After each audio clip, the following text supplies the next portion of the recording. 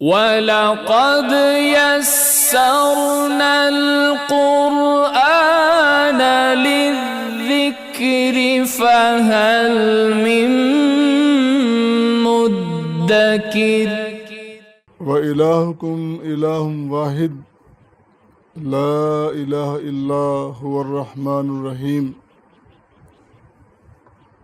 إِنَّ فِي خَلْقِ السَّمَاوَاتِ وَالْأَرْضِ وَاخْتِلَافِ اللَّيْلِ وَالنَّهَارِ وَالْفُلْكِ الَّتِي تَجْرِي فِي الْبَحْرِ بِمَا يَنفَعُ النَّاسَ وَمَا أَنزَلَ اللَّهُ مِنَ السَّمَاءِ مِن مَّاءٍ فَأَحْيَا بِهِ الْأَرْضَ بَعْدَ مَوْتِهَا وَبَثَّ فِيهَا مِن كُلِّ دَابَّةٍ وَتَصْرِيفِ الرِّيَاحِ وَالسَّحَابِ الْمُسَخَّرِ بَيْنَ السَّمَاءِ وَالْأَرْضِ لَآيَاتٍ لِقَوْمٍ يَعْقِلُونَ صدق اللہ العظیم وصدق رسولہ النبی الکریم۔ اللہ کے فضل و کرم سے قرآن فہمی کا سلسلہ جاری ہے۔ ہم اللہ سے توفیقات کے طلبگار ہیں۔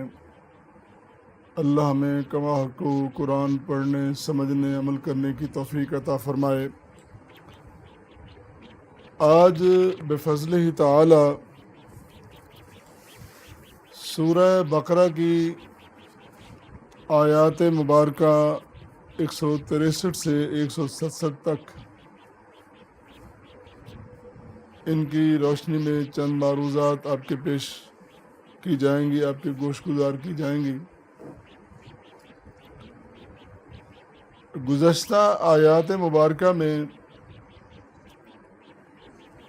شعائر اللہ اور مقدسات کا بالتفصیل ذکر ہوا۔ اسی بنا پر یا یہ مشیت عزتی سمجھیے، اللہ نے پھر اس کے بعد اپنی توحید خالص اور معبودیت، اور وہ بھی یکتا معبودیت کا تذکرہ ضروری سمجھا، اور پھر ساتھ اس کے توحید کے دلائل ہیں، بہت ساری قیمتی باتیں ہیں۔ تو وہ ساری باتیں، ساری تفصیلات ایک نشست میں بیان کرنا انتہائی مشکل ہوتا ہے، تو چند ایک نکات اور چند باتیں جو ضروری ہوتی ہیں، انتہائی ضروری ہوتی ہیں، وہ آپ کے گوش گزار کی جاتی ہیں۔ تو آج بھی معمول کے مطابق پہلا نقطہ یہ ہوگا کہ اللہ تعالیٰ معبود تو ہے ہی، لیکن وہ ساتھ ساتھ رحیم بھی ہے، رحمان بھی ہے۔ یہ بڑی خاص بات ہے۔ رب تعالیٰ نے ارشاد فرمایا وَإِلَٰهُكُمْ إِلَٰهٌ وَاحِدٌ لَا إِلَٰهَ إِلَّا هُوَ الرَّحْمَٰنُ الرَّحِيمُ، اور تمہارا معبود ایک ہی معبود ہے، کوئی نہیں، صرف وہ اللہ، وہی معبود ہے جو رحمان ہے، رحیم ہے۔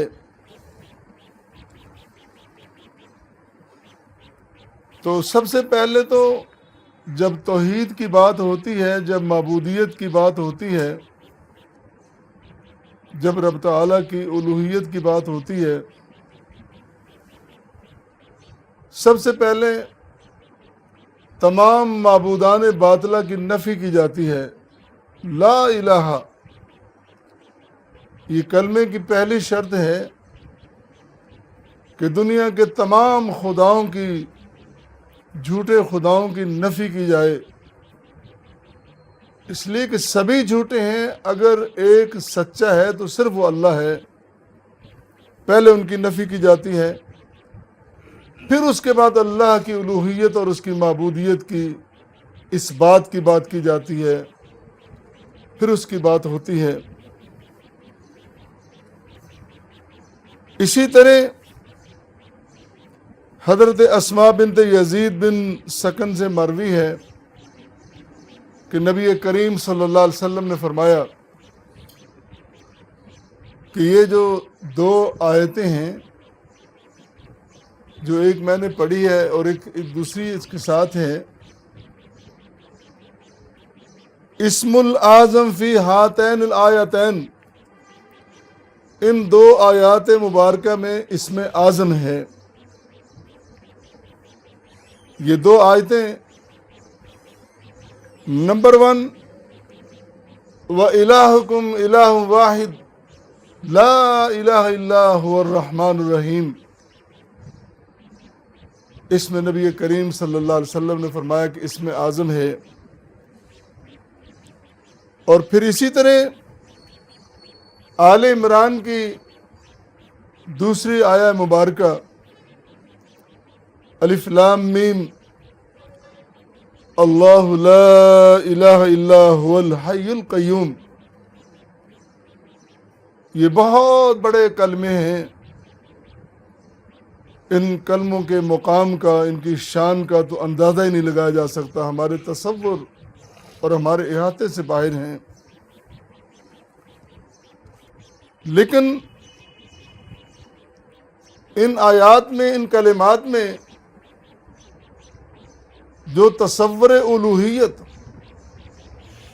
اور جو نظریہ معبودیت پیش کیا گیا ہے، وہ بھی کائنات میں یکتا ہے۔ حضرت عبداللہ بن عباس کہتے ہیں رضی اللہ تعالیٰ عنہ کہ قریش کفار نے نبی کریم صلی اللہ علیہ وسلم سے کہا کہ اے محمد صلی اللہ علیہ وسلم، ہمارے لیے اپنا نسب بیان کیجئے، نسب کیا ہے؟ تو اللہ تعالیٰ نے اس مقام پر سورہ اخلاص اور یہ آیت مبارکہ نازل کی۔ اللہ تعالیٰ نے قریش کفار، ان کا اصل میں تھا کہ ہمارے پاس 360 بت ہیں، تمہارا کیا ہے، تمہارے پاس کیا نسب ہے، کیا اصل ہے؟ تو سوال ان کا جواب اللہ کی طرف سے آتا ہے، اور وہ جواب یہ ہے قُلْ هُوَ اللَّهُ أَحَدٌ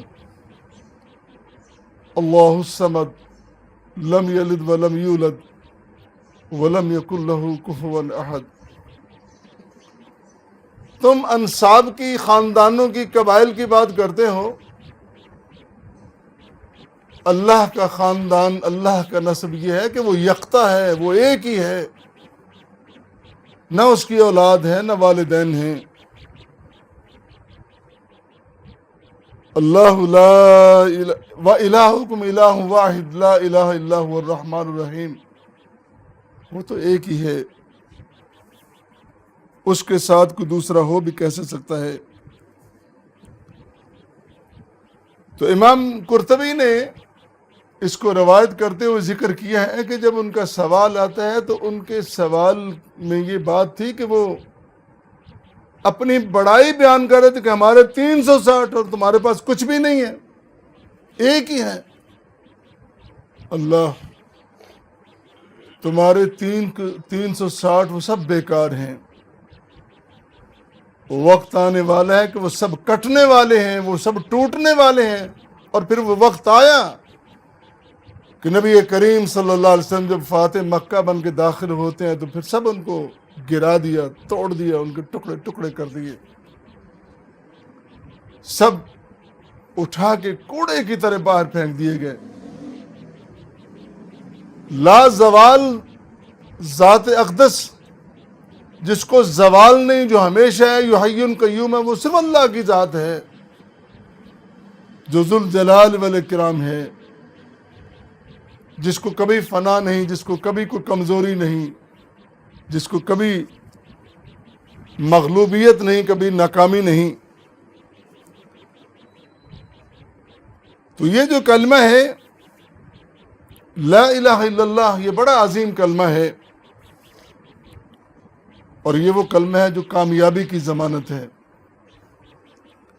حدیث میں آتا ہے، ابو داؤد، موطا، صحیح بخاری، صحیح مسلم، دیگر کتابوں میں یہ روایت موجود ہے کہ نبی کریم صلی اللہ علیہ وسلم نے فرمایا، جس شخص کا آخری کلمہ لا الہ الا اللہ ہوگا وہ جنت میں داخل ہوگا۔ تو ہمیں یقین کر لینا چاہیے کہ یہ کلمہ جنت کی اور کامیابی کی ضمانت ہے، اس لیے کہ اس زبان اقدس سے الفاظ نکلے ہیں جس زبان سے کبھی کمزور بات اور جھوٹی بات کبھی نکلی ہی نہیں تھی۔ ہمیشہ بڑی اور سچی بات فرماتے تھے ہمارے آقا مولا جناب محمد مصطفیٰ صلی اللہ علیہ وسلم۔